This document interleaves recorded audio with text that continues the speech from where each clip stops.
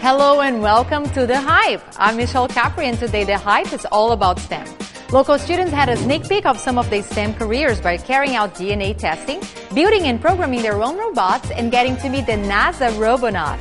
We have the student spotlight, gospel beats, and art all around HCC. Stay tuned. You may have heard something about STEM before. The acronym for Science, Technology, Engineering, and Math is out and about as careers related to science are much needed everywhere. This summer, high school and elementary students had the chance to experience all of the STEM subjects during the HCC Summer Camp, and they had a blast. The instructors took them out on the most exciting tours. Have you ever been to the special tour in the NASA Space Center? What about getting to know Robonaut? Here's what they did. The purpose of the tour was to help stimulate the students in the areas of science and mathematics, and it was also to show and demonstrate how science and mathematics is applied in the real world, how science can be used to benefit the human race. It gives them an opportunity to see what NASA is working on, from biological science to studying the solar system. This robot here is Robonaut 2. We have a copy of this robot up on the International Space Station right now, and it's designed to be a humanoid robot that can assist astronauts both outside of the space station and inside the space station, and be able to do similar tasks to a suited astronaut crew member, and work similar tools and systems that were designed for people in space. And the idea is that this robot will be able to offload the crew's time in order to allow them to focus on human cognitively intensive science tasks, and allow the robot to take on some of the more dangerous or time-intensive, mundane type tasks like maintenance and so forth. My feelings were very positive because I got a glimpse both into NASA's past and its future by observing the Saturn V rocket and their latest robotics technologies. I think it's great in that it exposes future students to technologies at NASA, and it could inspire them to do great things here. Can you imagine 1,500,000 pounds? That blew me all the way to the moon and back, That's power. Isn't that cool? But there is more. The students got to carry out a DNA testing for the fruit fly when they visited the DeBakey Cell Lab. Check it out. The purpose of our laboratory is to provide the students and the general public, because not only students visit us, but also families with their children. They all are allowed to come in this museum, and we provide, again, with the basics of what is the cell lab, so they will be able to motivate themselves and discover if they will be interested in initiating a career in this particular or the fields that are offered by biology. The DeBakey Cell Lab has 7 experimental benches which offer 9 experiments. We have, for example, giant chromosomes. The giant chromosomes bench allows students to explore giant chromosomes from the salivary glands of the Drosophila, which is one of the varieties of the fruit fly. They can see their findings or their results under the microscopes.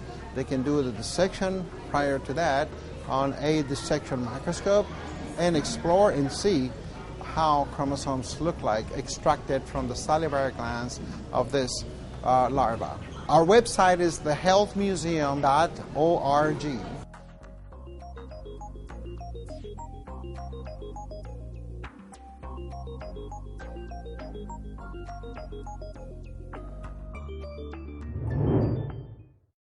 The DeBakey Cell Lab is open to the public, so you can take a closer look at those DNA samples too.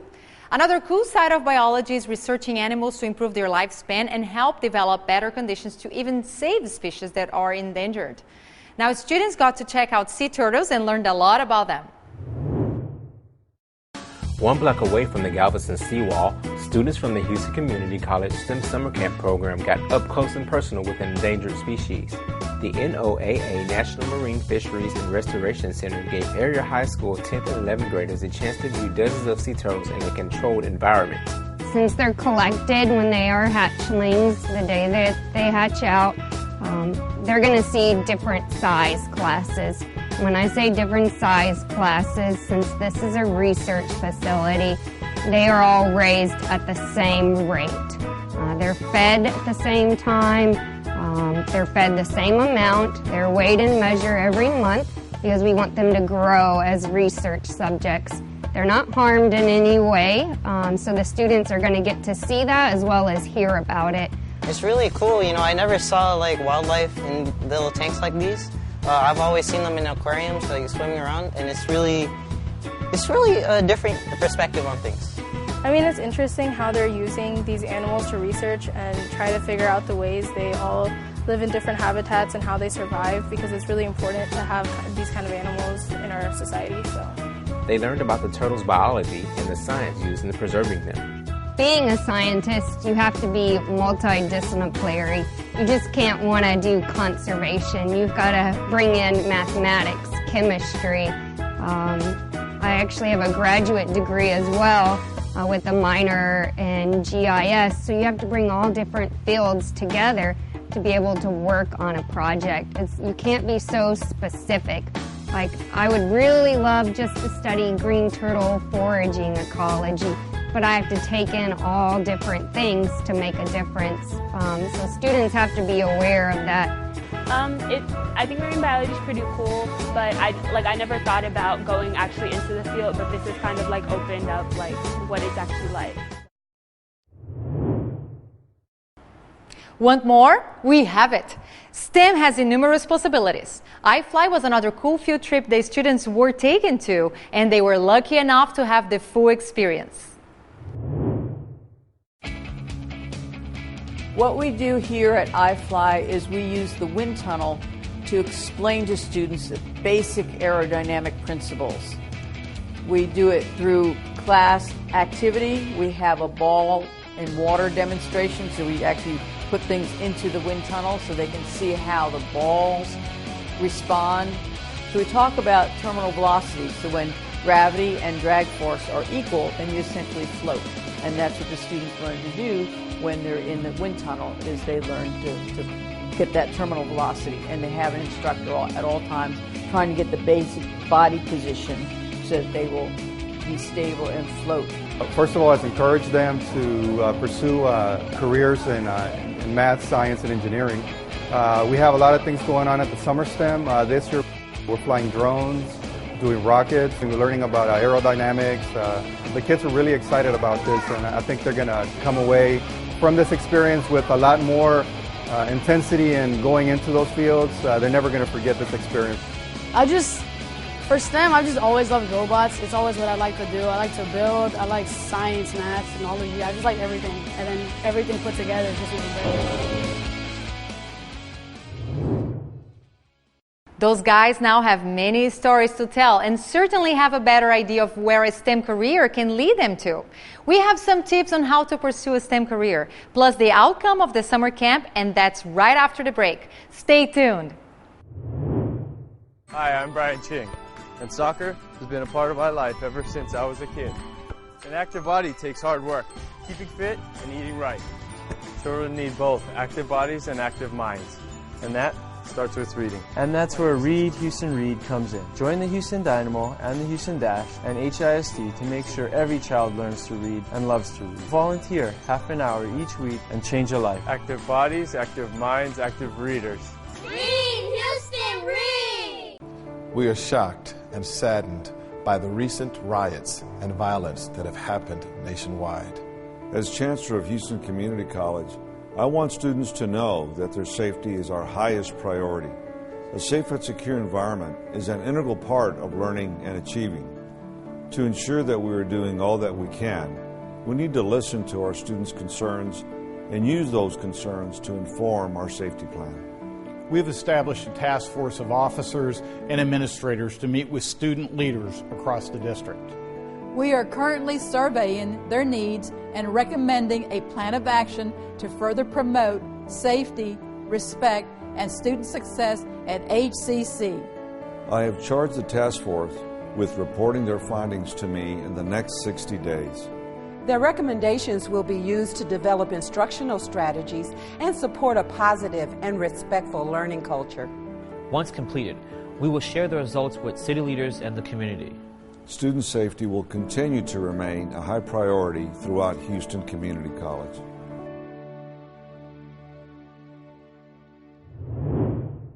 Welcome back. After a super intense summer camp, students got to celebrate and show the outcome of what they learned.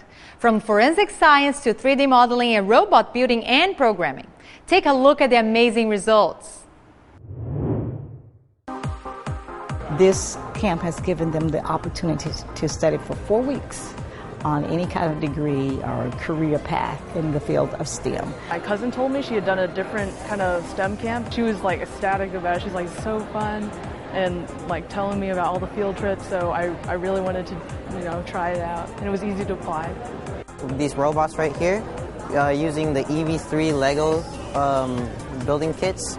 Then after that, we were challenged to program them to pick up a ping pong ball and carry them over to a cup and place it in the cup without touching the cup at all. We'll be able to work on a tinkering site for 3D printing and print our own objects. Do a lot with the forensic science, go through blood typing, DNA testing, biometric scans. People think of the astronauts, we only have 50 astronauts, but there's 13,000 people supporting them. And in the future, we definitely need those people with those skills to support them. And even in our water group, we have all kinds of engineers, mechanical, civil, environmental, electrical. We have computer science people. We have microbiologists. This camp gave them a good exposure. They came down to NASA Johnson Space Center and had a tour, like a VIP tour. They got to see Robonaut, which I'd never seen before. They got to shake Robonaut's hand and everything. But it got them an idea of spend some time with engineers and scientists and find out what they do on a daily basis. I've been to many summer camps, and these kids were the best kids that I've worked with, really. They were so respectful. So I think if you respect each other and you respect the earth, there's no problem you can't solve, really. Are you interested in the STEM program? You can find out more about it at hccs.edu/STEM. You can also check out what they did at the STEM Symposium right here. Thank you, Ken Wilmore. Pretty cool. Have you ever wanted your office to be outer space? How about weather forecasting on TV? Thought about working with opera singers on their voice? All of these jobs use science, engineering, technology, and math, or STEM, and that's what this symposium is all about. But I think it's important for the future of our country because there's so much that we're going to learn and gain from technologies that we have to develop, and that's been a strength of ours, I think, largely because we've invested so much of it in the past. Middle and high school students from 3 area schools were bussed in to take part in this stimulating event. They sat alongside HCC students to learn how their classwork translates into a real-life job. For example, if you want to be a surgeon, pay attention in chemistry and mathematics. The medicine doesn't come in a Michael or Andrea-sized dose. It comes in a standard dilution, and you need to be able to change it and calculate the dose based on that patient's body weight and their medical condition. Well, we use the principles of STEM in just about everything that we do. We use math to calculate volumes when we're moving water around. We use physics whenever we're looking at height differences between aquariums and the amount of head pressure that we're going to need to pump water back and forth. Do a spacewalk. So we put people inside of a smaller part of the space station. We reduce the pressure, understanding what pressure means, understanding how that affects the human body. I have 17 computers, and I use every single one of them that will monitor different aspects of the atmosphere. I love the great puzzle and the mysteries of the atmosphere. You need to study all of the sciences, because I cannot talk about meteorology without talking about geology or oceanography, because as the ocean currents flow, that's how the wind blows. So now let me switch gears a little bit and talk a little bit about my background. GE Oil and Gas Vice President Chuck Nugent started his career as an engineer and then transitioned into management. He says skills learned in STEM still help him in business today. You know, learning how to problem solve, think analytically, you know, because everything you do tends to be a problem, right? And so those skills at problem solving, I think has helped me in every position I've had. You know, if you don't understand something, just find out the reason. You know, get interested, be curious, challenge yourself. Bringing all these people together here, like, really, you know, brings a new light to us science people. And I think it's just absolutely mandatory for people to know that science is awesome and math is fun. So not only are we having role models of diverse appearances and trainings, knowing that you don't only have to go to Harvard in order to access a career in STEM, you can start right here at HCC and be an amazing success. Other kids also had a go at the summer camp program. Can you imagine starting at such an early age? And it was so much fun. They loved it. One of the things I want you guys to see is our kids getting their robots, Lego robots, to play soccer. Basically, it's my class versus another class. What we've done is we've actually taught the kids how to write algorithms. This was part of a project-based learning activity that I came up with. I shared it with my colleague whose classroom is across the hall. What we've been doing is we've been actually introducing individual projects ultimately to teach them how to solve the main problem of trying to get the kids to develop a nice, smooth algorithm for the robots to play soccer. This was a great opportunity. I have a son. He's 10 years old. His name is Grayson, and I just really am very appreciative of the opportunity to have him participate in this program. I think all kids could benefit from knowing more about science, technology, engineering, and math, and what an awesome way for him to spend his summer, not only to advance and to grow, but also to have an opportunity to network and to meet new kids and new teachers. So I just, thank all the teachers for all their hard work and for making this program great. Programming part was interesting just because there was different grade levels. There was 5th graders, 6th, 7th, and 8th kind of mixing together. So you definitely had a different experiences that they had with the computer and just the software itself. Is like what was play, what was moving forward, what was moving backward, moving the motors to get the arms moving and to shoot the ball. So it was very complex at first, so we just broke it up to small segments, learn how to turn left, learn how to turn right, just basic instructions and obstacles, and then we built up to playing the actual soccer game. For me, this is my first year, and so it was good for me. I was really excited to start this, and I have a lot of fun in forensic science. Well, this is just wonderful. Being here today really brings everything alive. It tells you what Houston Community College is doing in partnership with the A-Leave High School. This is a time for a summer program. You would think that our students would be either out in the streets or at home loafing around, but instead they're here doing this wonderful STEM projects, and also the parents have come in to be part of this. This is the future. We keep hearing that only 5% of our minority youth are pursuing STEM studies, and today was just evident that we will reach and exceed that goal sometime into the near future in 10 years from today. This is a generation. This is our next generation, and it's just so wonderful to know that Houston Community College can participate here today.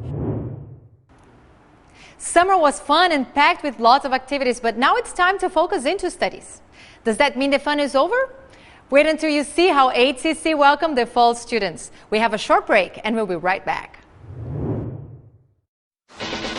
You can be a hero by being prepared for an emergency.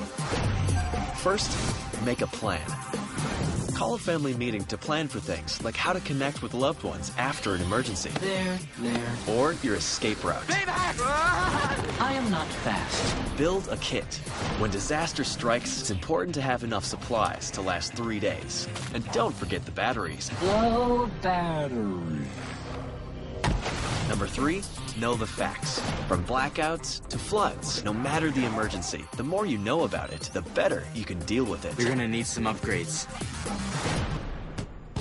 Number 4, get involved. Lend a hand in your community to help others know their role in an emergency. You guys, do you feel this? We're gonna be heroes! You can be a hero by being prepared. Yes! Visit ready.gov/kids for more preparedness tips.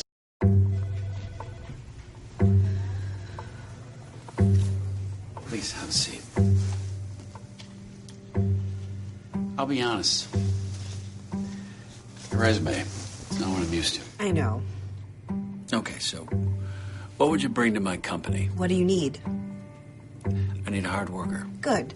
I've got 2 part-time jobs and to help my parents pay the bills. I need problem-solving skills. I got through high school without a car, a phone, or a computer. No college degree, though.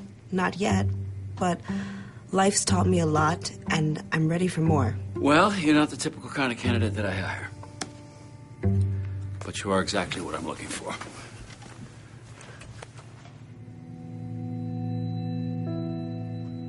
Your company could be missing out on the candidates it needs most. Learn how to find, cultivate, and train a great pool of untapped talent at gradsoflife.org. Welcome back. It's great to see you again. HCC loves welcoming students. It's the beginning of a new school year and it had to be special, just like the students. There were lots of events all around campuses. Here's the warm welcoming HCC North line prepared for its students.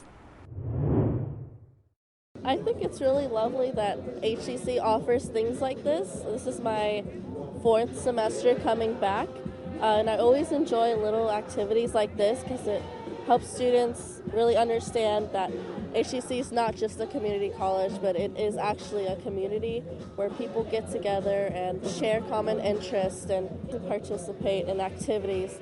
It's not just a community college, it's a piece of the university. People always talk badly about HCC because it's a community college, but actually this is helping you prepare for what's beyond your 2 years or your associate's degree. So I feel like I'm really prepared. I'm planning on going to Texas A&M for my undergraduate's degree, and I feel that the professors here have prepared me more than enough to be expected because they treat you like if you're a student from Harvard or Yale, they don't treat you any different. Oh, it's very flexible. I'm able to be a mom, I'm able to work, I'm able to do everything I need to do in the day and still get my education. And I'm excited about being back to school. I finished in 2016 and it's just a lot of information that they're handing out to everyone and it's beneficial because it let us know all about HCC and what all it does for us. I love HCC. HCC bound.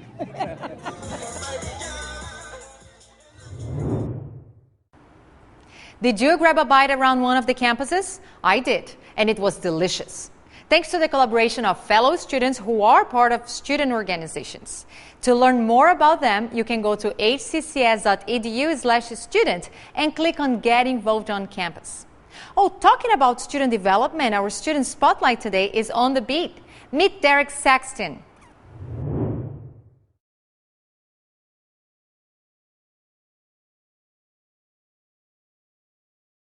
Never know if you never try while I'm on a quest to win without a label. Mainstream want to box me in, I'm going to box him out. No limit when it comes to creativity, I would not stop. First, I got introduced to music at a very young age. My father he was a big music fan. He listened to a lot of music, a lot of Funkadelic, Parliament. And he always listened to Magic 102 in the morning. So going through that phase every morning from from kindergarten, I can still remember all the way up to high school, riding in the car with him to school. He listened to a lot of old school, a lot of funk, a lot of old school music, a lot of classic music, which I would call classic, and a lot music that had a lot of meaning to it. So that kind of subconsciously, all that music was playing in my head. So, that's why I consider myself an old soul also.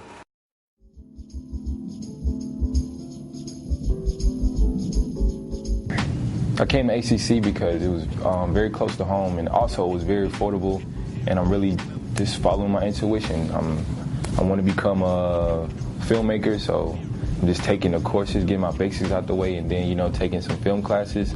And next thing you know, I'll have my associates, and then I'll be out to film school.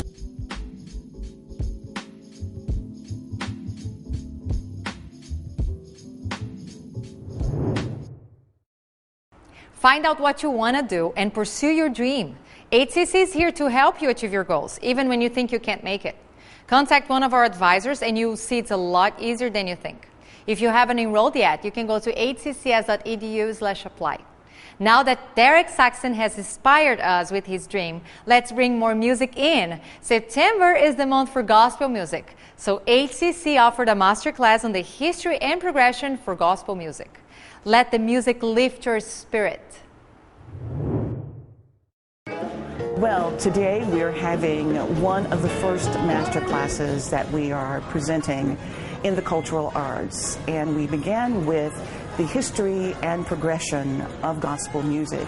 And there are several reasons why we're focusing on gospel music at this time, because it is a precursor to the month of September, which was declared by both the House of Representatives and the Senate of the United States Congress in recognition of National Gospel Music Month.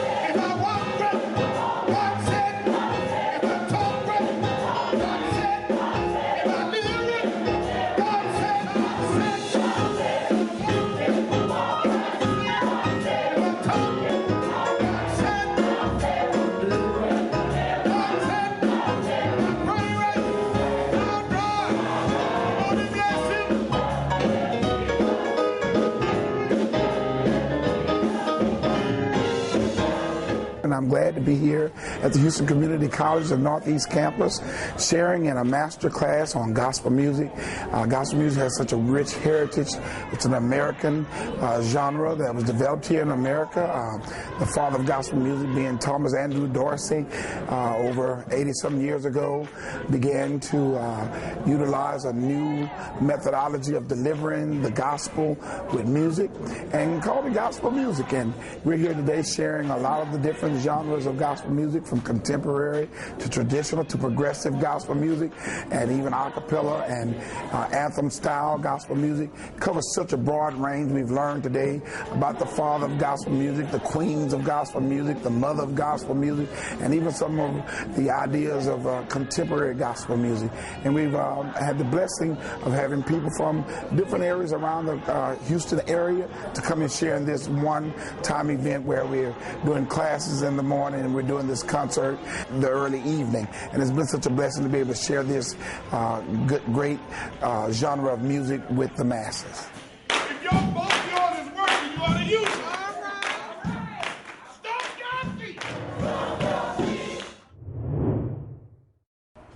Good music, great career ideas, art, science, and fun with you in the spotlight. That's The Hype. I'm Michelle Capri, and I'll see you next time.